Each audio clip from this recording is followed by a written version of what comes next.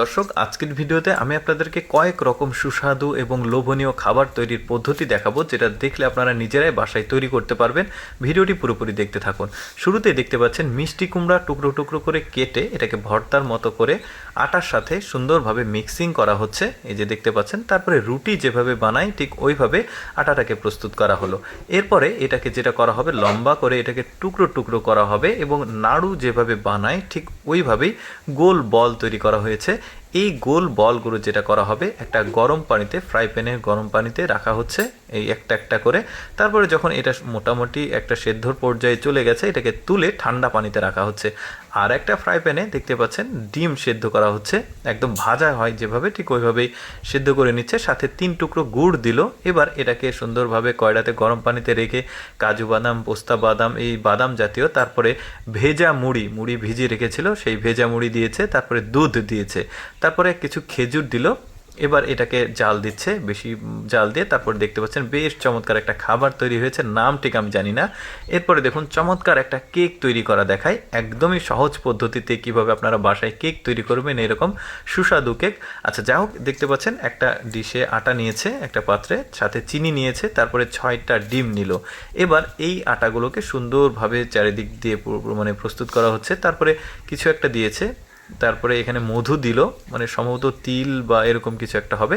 তারপরে ওই যে রুটি যেভাবে প্রস্তুত করে ওইভাবে চাপ দিয়ে প্রস্তুত করে একটা বাটিতে রেখে পলিথিন দিয়ে ঢেকে রেখেছে। আরেকটা বাটিতে এই যে এগুলো হচ্ছে ওই নারিকেলের গুঁড়ো, সাথে দুধের গুঁড়ো, চিনি, তারপরে কিছুটা মধু, তারপরে ডিম দিয়েছে, একসঙ্গে এটাকে মিক্সিং করা হয়েছে। এখন ওই আটা যেটা পলিথিন দিয়ে রেখে দিয়েছিল প্রস্তুত করা আটা, ওইটার ওপরে কিন্তু এই প্রলেপগুলো দিয়ে দিচ্ছে, ওই যে গুঁড়োগুলো যেগুলো তৈরি করলো, নারিকেলের গুঁড়ো, তারপরে দুধের গুঁড়ো, মধু, ডিম, ওইটা দিয়ে দিল। এবার এই আটাটা সুন্দরভাবে ওই যে দড়ি যেভাবে পেঁচায় ওইভাবে পেঁচালো।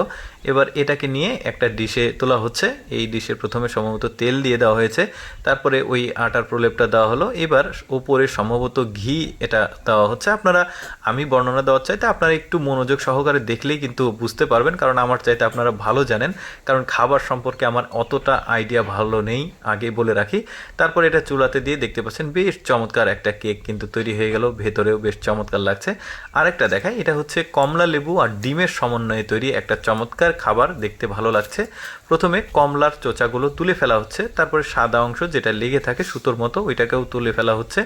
তারপর একটা কাঠির মধ্যে সম্ভবত 3 থেকে 4টা কমলা দেওয়া হয়েছে। এবার একটা বোতল নিয়ে বোতলের উপরের অংশটাকে ফেলে দেওয়া হলো। এবার ভেতরে দেওয়া হচ্ছে এই 4টা কমলা। এবার দুধ, তারপরে চিনি, তারপরে ওই যে ফুড কাস্টার্ড পাউডার যেটা বাজারে পাওয়া যায় সেটা দিল, দিয়ে একটু মিক্সিং করে এটার ভেতরে দিয়ে কমলার মধ্যে দিয়ে বোতলে রেখে ফ্রিজে রেখেছিল। দেখতে পাচ্ছেন চমৎকার একটা খাবার হয়ে গেছে। দর্শক, কেমন লাগলো আজকের ভিডিওটি অবশ্যই কমেন্ট করে জানাবেন। ধন্যবাদ।